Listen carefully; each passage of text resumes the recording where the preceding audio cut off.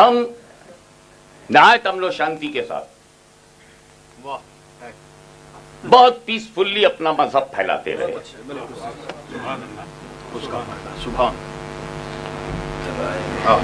ہمارے آقا کی راہوں میں کانٹے بچھائے گئے، گالیاں دی گئیں، پتھر برسائے گئے. ہمیں معلوم ہے کہ انہوں نے کتنا صبر، کتنا ضبط، کتنا برداشت کر کے اسلام پھیلایا ہے.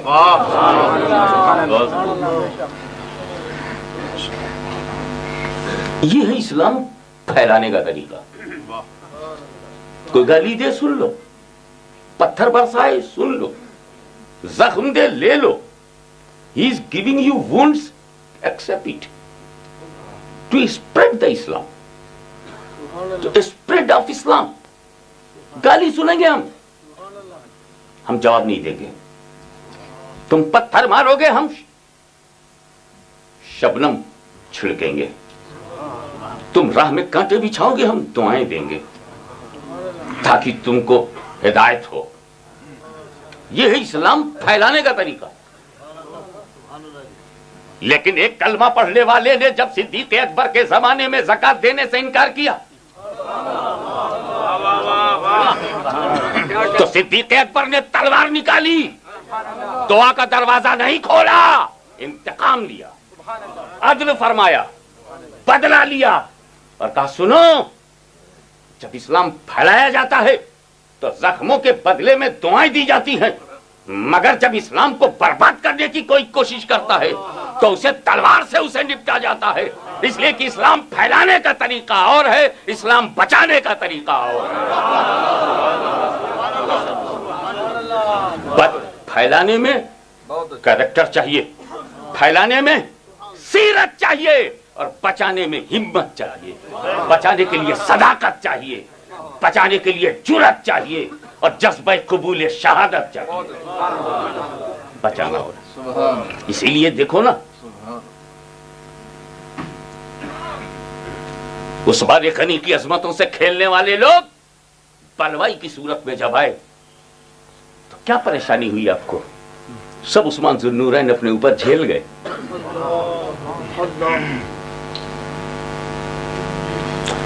جو نماز پڑھتا ہے، کلمہ پڑھتا ہے، حج کرتا ہے، یقیناً مسلمان ہوتا ہے.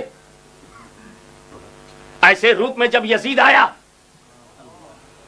کہ کلمہ اس کے پاس، نماز اس کے پاس، حج کا ارادہ اس کے پاس، کیا ہوا حج وہ ہے، جنگوں میں وہ گیا، پہچاننا جب مشکل ہو گیا تو فاطمہ کے لال نے قربانی دے کر یزید کا اصلی چہرہ پہچانوایا.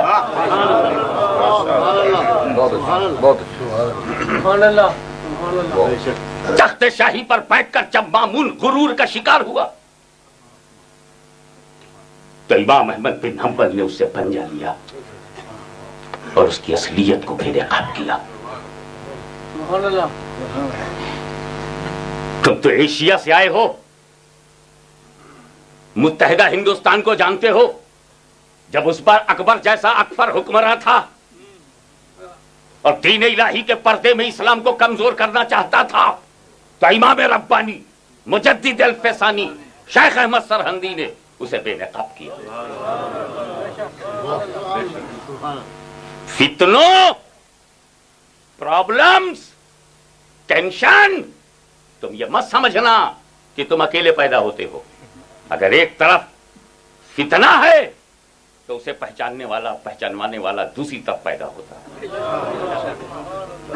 خارجیوں کے فتنے کو بے نقاب کیا گیا کہ نہیں؟ رافضیت کے فتنے کو بے نقاب کیا گیا کہ نہیں؟ یزیدیت بے نقاب، معتزلہ کا اعتزال بے نقاب، خلق قرآن کا فتنہ بے نقاب. لیکن عیسائیوں نے ایک ایسی پلاننگ کی کہ تمام فتنوں کو اکٹھا کر لیا جائے. ایسا مثال کے طور پر یہودیوں نے پلاننگ کی کہ حضرت علی کو خدا کے درجے پر رکھا جائے. الوہیت ان میں حلول کر گئی، وہ ان کے لیے نقصان دہ ہوا. اسلام میں ٹکڑے تو کر لے گئے وہ، لیکن نقصان دہ یہ ہوا کہ وہ ماننے والے علی کو اتنا ماننے لگے کہ بعد میں یہودیوں کو ماننے سے انکار کر دیا. تو انہوں نے کہا نہ، اب اولیاء کرام اور انبیاء کرام کو مت منواؤ، اب ایک نئی جماعت بنواؤ، اس جماعت کو منواؤ، وہ جماعت مکمل طور سے ہماری ہونی چاہیے۔ نتیجہ یہ ہے کہ ہندوستان کی زمین پر جب انگریزوں کا سامراج تھا تو ہر طرف سے پیغمبر کی عظمتوں پہ حملے ہونے لگے۔ کوئی رسول کے علم غیب کو جانوروں پاگلوں کے علوم سے تشبیہ دے رہا ہے، کوئی حضور کو مر کر مٹی میں ملنے والا لکھ رہا ہے، کوئی ذرہ ناچیز سے کمتر کہہ رہا ہے، کوئی خدا کی شان کے آگے چمار سے زیادہ ذلیل کہہ رہا ہے، کوئی مر کر مٹی میں ملنے والا کہہ رہا ہے، کوئی نبی کے بعد کسی نبی کے پیدا ہونے کے امکان پر اصرار کر رہا ہے، کوئی ہر زمین پر ایک ایک خاتم النبیین ماننے کی لسٹ لیے کھڑا ہوا ہے۔ 14 خاتم النبیین کا خاتم النبیین رسول کو بنایا جا رہا ہے اور اس نئے مضمون کو اپنا اجتہاد کہا جا رہا ہے۔ پیغمبر کی عزت و عظمت اور جلالت پر حملے ہو رہے ہیں۔ اس وقت سنی مسلمان چاہے لاہور کا رہا ہو یا ملتان کا رہا ہو، میرپور کا رہا ہو یا دلی کا رہا ہو، یو پی کا ہو یا بہار کا ہو، بنگال کا ہو یا گجرات کا ہو، پورا ایشیا کا مسلمان تڑپ گیا، مولا ایک فتنے کے لیے تو حسین آئے تھے، ہم نے یزید کو پہچان لیا، امام احمد بن حنبل سے بابل کو پہچان لیا، مجدد الفسانی سے اکبر کو پہچان لیا، مگر یہ اتنے فتنے آ چکے ہیں، بے شمار کتابیں آ چکی ہیں، مولا اب ہمارے عقیدے کے بچانے کے لیے تو نے کیا کیا؟ تو رحمت الہی جوش میں آئی، کہا گھبراؤ نہ، میں ان بدعقیدوں سے بچانے کے لیے تجھے احمد رضا دے رہا ہوں، تجھے احمد رضا دے رہا ہوں۔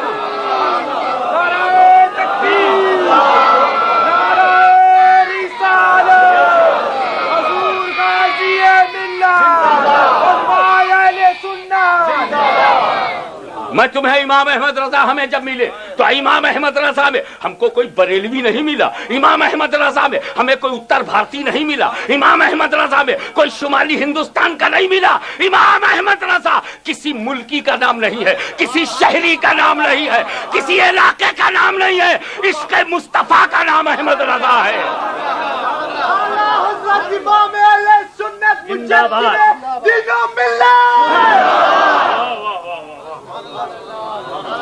ہم نے دیکھا ہے امام حسین کو دل میں بٹھا لو، خدا کی قسم یزید داخل نہیں ہو سکتا، ممکن ہی نہیں ہے کہ صدیق اکبر دل میں ہو اور ممکن زکات گھس جائے، یہ ہو ہی نہیں سکتا کہ عثمان غنی دل میں ہو اور بلوائی گھس جائے، یہ ہو ہی نہیں سکتا کہ حسین ابن علی دل میں ہو اور یزیدی آ جائے، یہ کبھی نہیں ہو سکتا، امام احمد بن حنبل دل میں ہو اور مامونی آ جائے، یہ کبھی نہیں ہو سکتا کہ مجدد الفسانی دل میں ہو اور اکبر آ جائے، تو یہ بھی کبھی نہیں ہو سکتا کہ امام احمد رضا دل میں ہو دیوبندی آ جائے، امام احمد رضا دل میں ہو اور وہابی آ جائے۔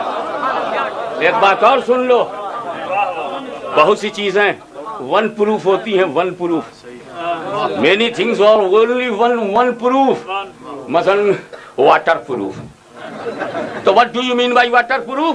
Only water will not enter, that is water proof۔ ایک ہوتا بریک پروف، گرے گا ٹوٹے گا نہیں، تو اگر اس پر جھٹکا لگ گیا تو ٹوٹے گا نہیں، تو ٹوٹا۔ امام احمد رضا آل پروف،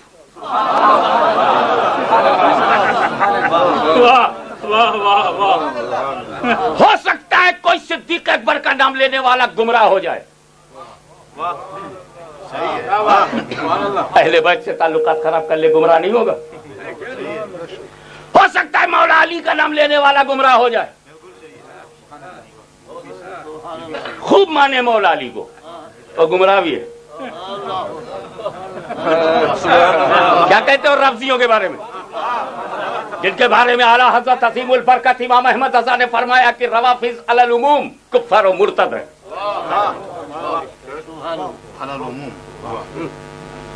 احتیاط، اپنا امام احتیاط سے بولتا ہے نا، بے احتیاطی تو دانا بھون میں ہے۔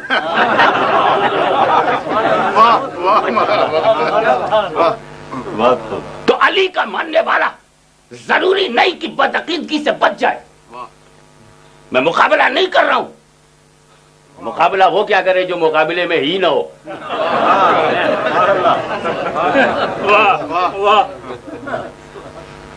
علی آئیں گے تو خارجی نہیں ہوگا، صدیق دل میں ہوں گے تو رافضی نہیں ہوگا، حسین دل میں ہوں گے تو یزیدی نہیں ہوگا۔ اور اگر علی، صدیق، فاروق، عثمان، علی، حسن، حسین साजिद, आबिद, बाकर, जाफर, अइम्मा ताहिरीन, मुज्तहिदीन, इमाम आजम अबू हनीफा, इमाम शाफी, इमाम मालिक, इमाम अहमद बिन हम्बल, ये सबके वफादार और गुलाम का नाम है अहमद रजा।